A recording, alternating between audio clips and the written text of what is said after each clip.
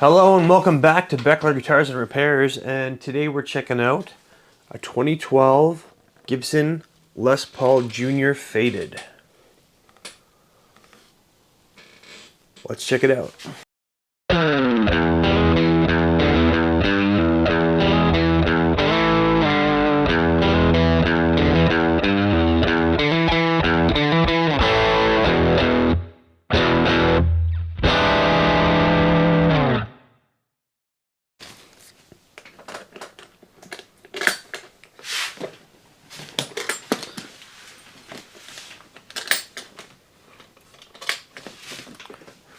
Alright, so this one popped up for sale near me.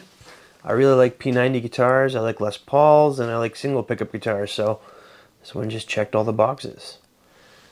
It needs a bit of work, but we'll go through that today. So yeah, this is a 2012 Gibson Les Paul Jr. Faded. So the Faded had the satin finish, and this is a nitro finish, but it's satin. And this is the tobacco sunburst. So these are pretty bare bones guitars, but they're pretty cool. You just get the one dog ear Gibson P90 in the bridge position. And these sound different than guitars with two pickups. Some people say it's the string pull from the magnetism of the top pickup. You know, it's hard to tell or quantify exactly what's going on. But they do have a sound, and it's a little bit different than a two pickup guitar. So yeah, very simple. All you get is a volume and a tone. The bridge is a little bit different as well. This is just a stop bar bridge, so there's no like two-pneumatic bridge on these. It's just the post for the stop bar. It's called a lightning bar on this one because it does have some ridges in here to try to help with the compensation of the strings. The saddle is compensated to help with the intonation of the strings. So these little ridges here kind of represent a saddle, and they're like that to help intonate the guitar.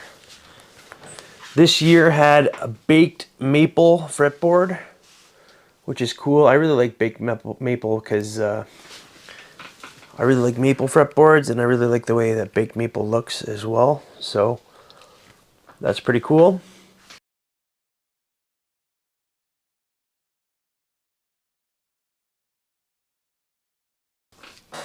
Yeah, these ones had the Corian nut and standard Gibson scale length, which is 24.75, and standard radius, which is 12. This one also has a 17-degree headstock pitch.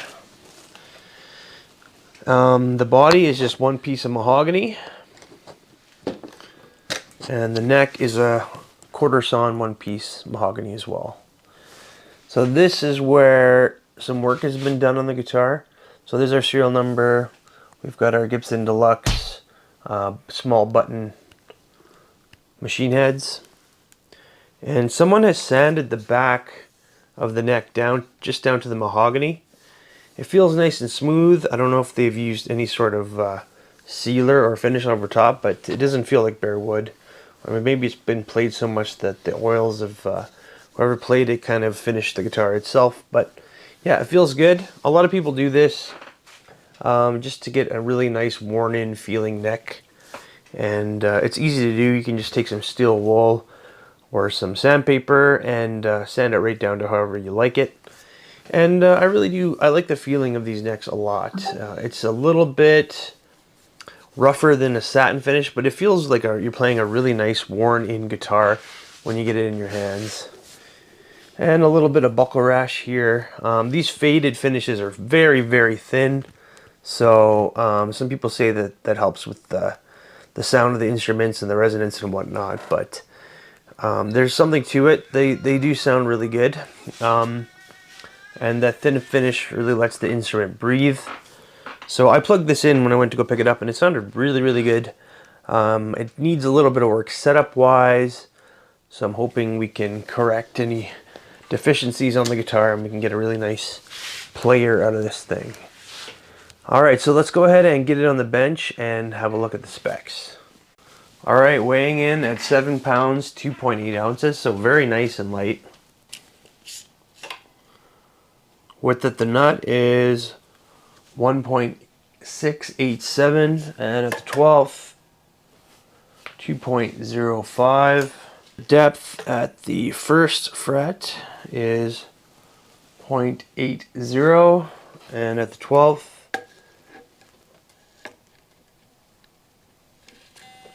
it's a 0.88.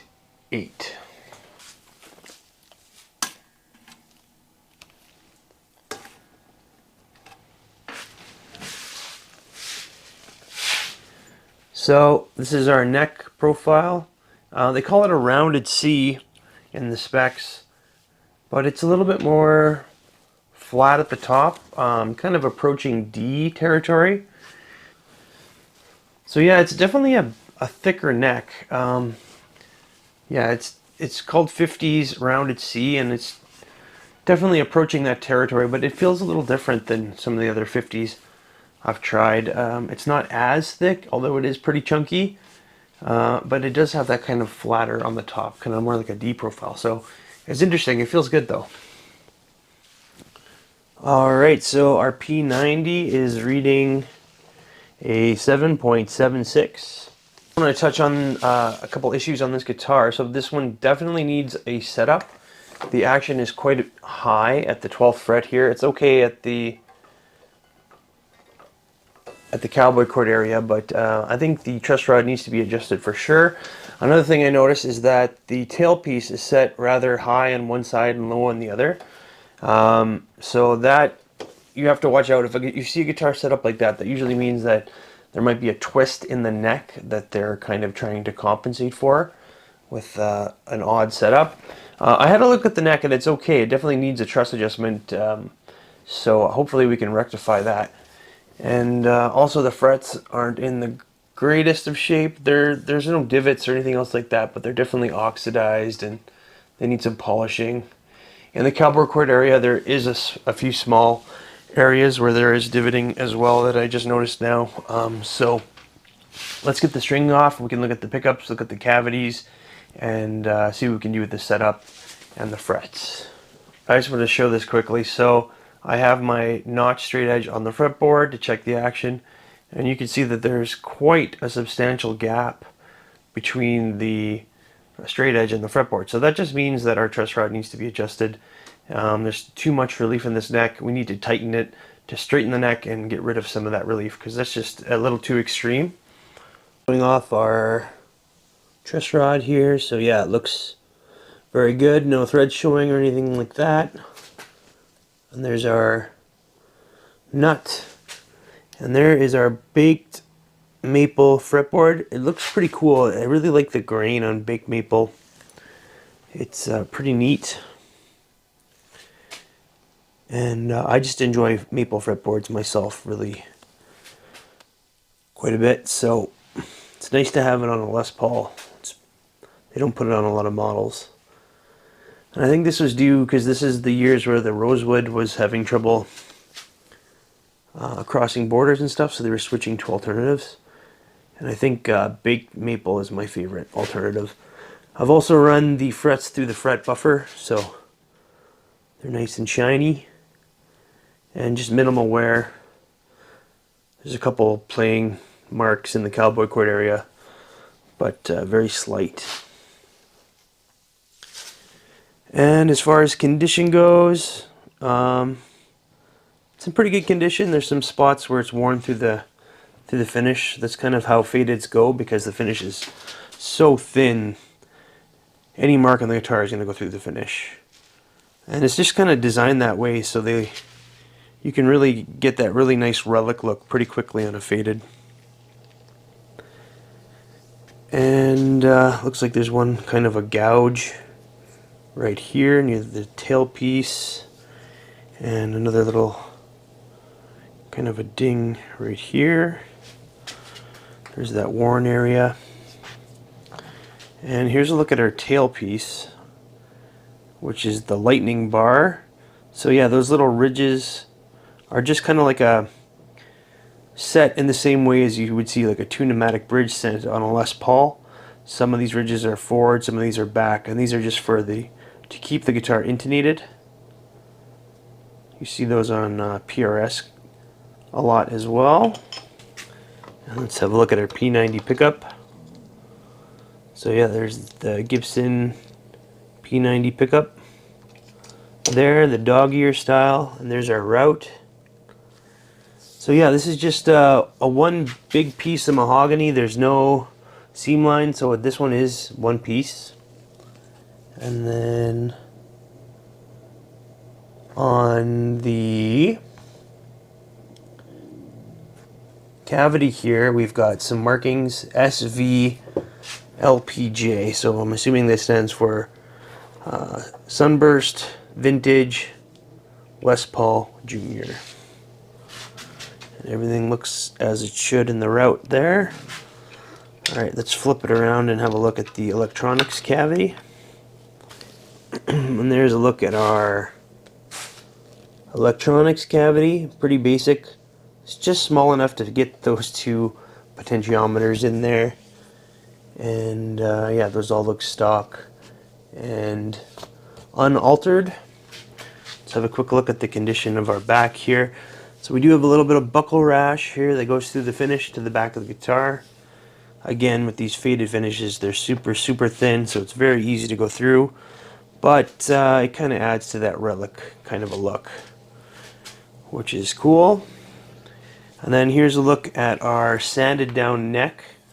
So someone essentially did the same thing with the buckle, but on the neck. So this probably didn't take much to get it to look like this, because the finish is so thin. Probably just a little bit of steel wool or some very fine grit sandpaper. It feels nice. It feels nice and smooth. It doesn't feel like bare wood. It feels really good. And then those are our small button machine heads, and they are Clusin. So those are Clusin Deluxe. And there's a look at our serial number and made in USA 2012. Okay, here we are quite some time later. The guitar is restrung and set up now. The setup took a long time on this. The truss rod was way out, so I needed to tighten it quite a bit, and then I needed to wait for it to adjust, and then kind of do micro adjustments until it was right where it needed to be. And then I had trouble intonating it with this bridge. What I eventually found is that there's these two screws on the back of the bridge, and usually those are used to lock them in place into the back bar.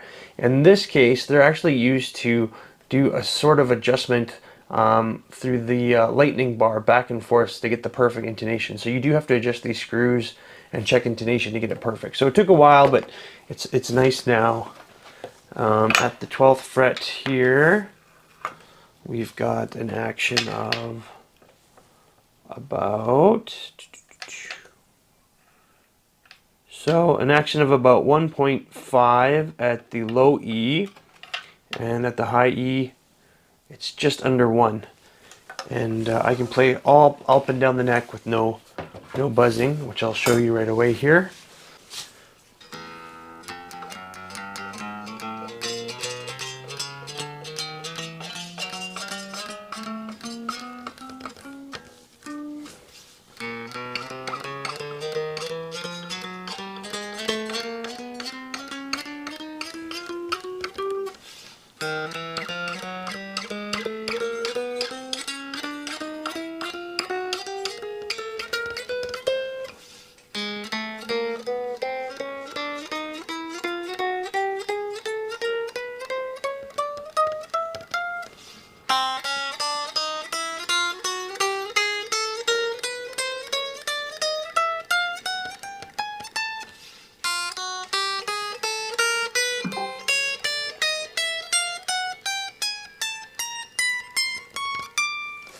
Alright, so yeah, you can play up and down with no fretting out anywhere, and our action's nice and low now.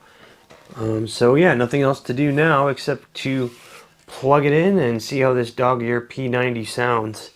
Oh, I did want to mention that the fret ends are nice and smooth here. There's no fret sprout in this guitar.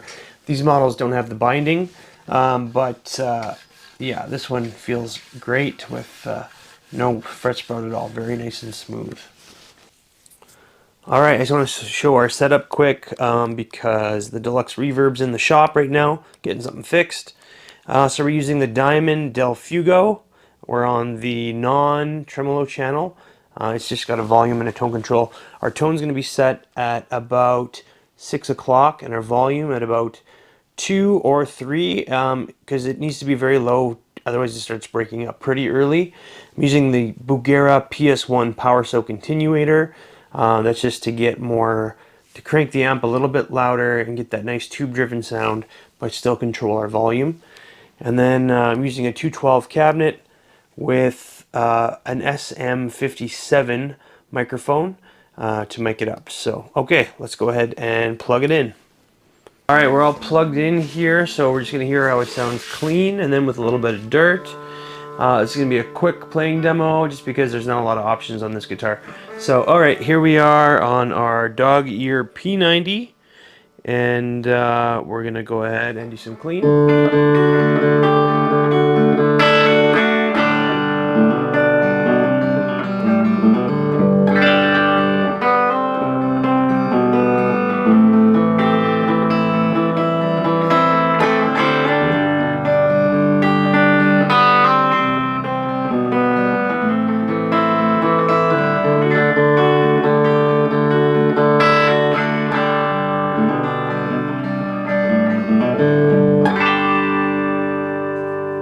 So that was just some finger picking, then we use a pick.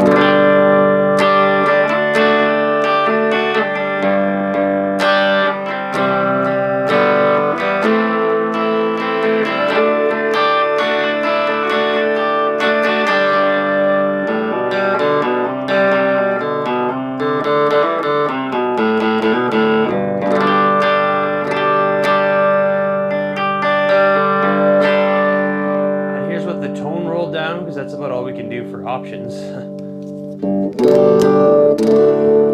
that sounds pretty bassy, pretty low, but if we put it about halfway, so this is a full tone on.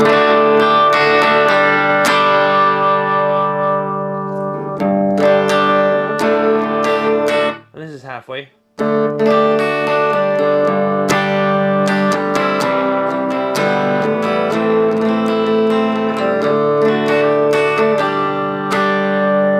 So that simulates a neck pickup pretty well. So full tone all the way there is like your bridge, and then if you take it about halfway down, that sounds a lot like a neck on a standard Les Paul.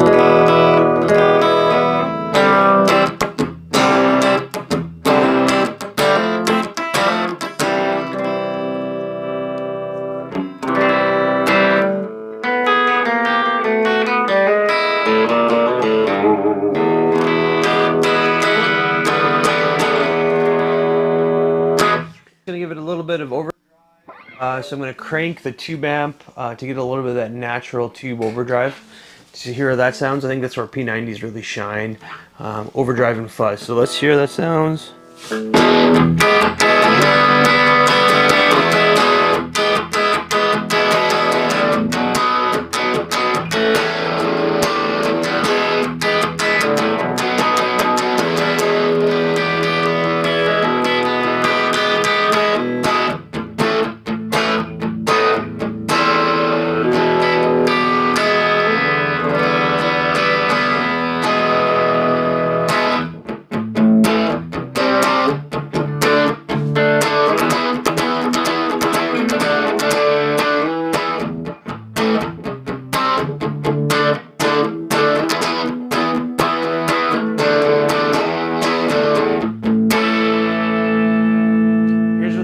Like halfway roll down.